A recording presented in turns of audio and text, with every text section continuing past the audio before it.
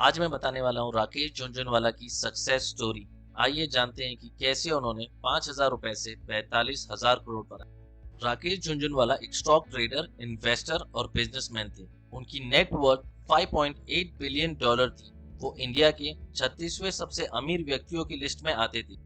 उन्हें भारत का big bull या किंग ऑफ बुल मार्केट भी कहा जाता था। आइए इस कहानी को बेहतर ढंग से समझने के लिए उनके बचपन से शुरू करते हैं।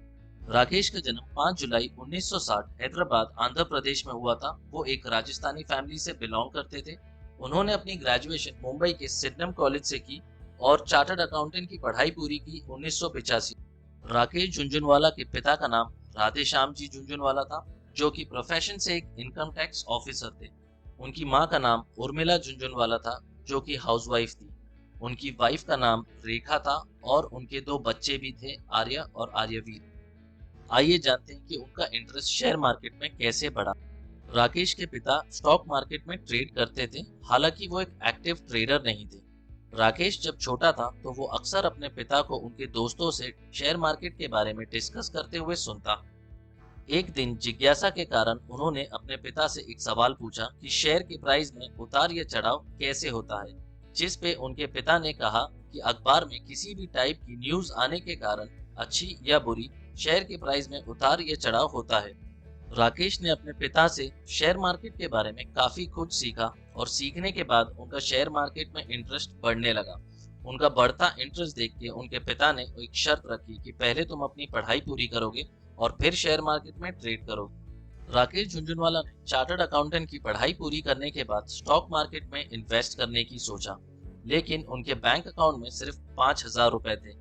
अब स्टॉक मार्केट में इन्वेस्ट करने के लिए एक बड़े कैपिटल की जरूरत होती है, इसीलिए उन्होंने अपने भाई के क्लाइंट से 2.5 लाख रुपए लिए, ये वादा करते हुए कि वो फिक्स डिपॉजिट के मुकाबले उन्हें ज्यादा रिटर्न देंगे। फिर उन्हें एक और क्लाइंट मिला जिसे उन्होंने 5 लाख रुपए लिए, वही वादा करते हुए।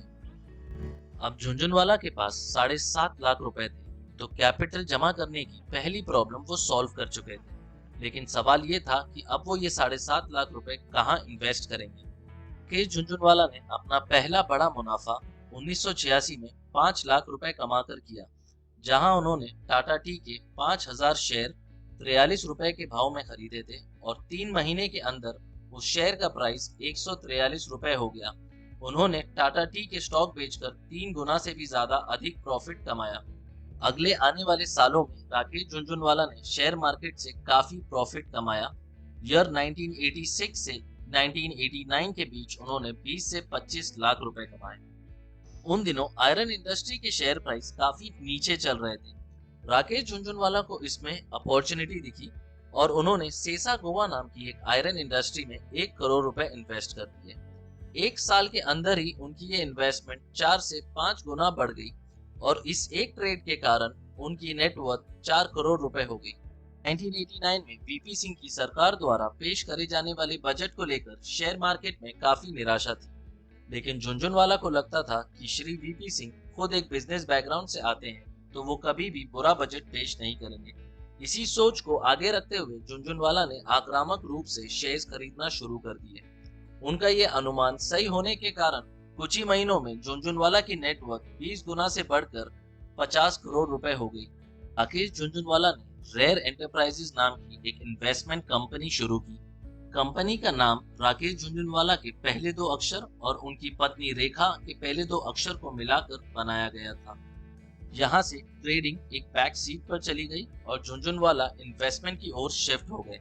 आगे आने वाले कुछ सालों में उन्होंने टाइटन, लुपिन, क्रिसिल और पराज इंडस्ट्री जैसे कुछ स्टॉक्स में इन्वेस्ट करके काफी प्रॉफिट कमाया, जिससे उनकी नेटवर्थ लगभग 20,000 करोड़ हो गई। आगे बढ़ने से पहले ये बात समझना बहुत जरूरी है कि झुनझुनवाला के किए गए हर इन्वेस्टमेंट के थ्रू उन्हें पैसे नहीं कमाए। कुछ ऐसे इन्वेस्टमेंट्स भी थे जिसमें उन्हें नुकसान उठाना पड़ा, जैसे कि Mandhana retail ventures, DFHL, Geojit finance service और भी कई कंपनीज। लेकिन जो बात झुनझुनवाला को और इन्वेस्टर से अलग करती थी वो ये थी कि वो हमेशा लंबे समय के लिए इन्वेस्ट करते थे। इसीलिए अगर कोई शेयर का प्राइस गिर भी जाता तो वो पीछे नहीं हटते।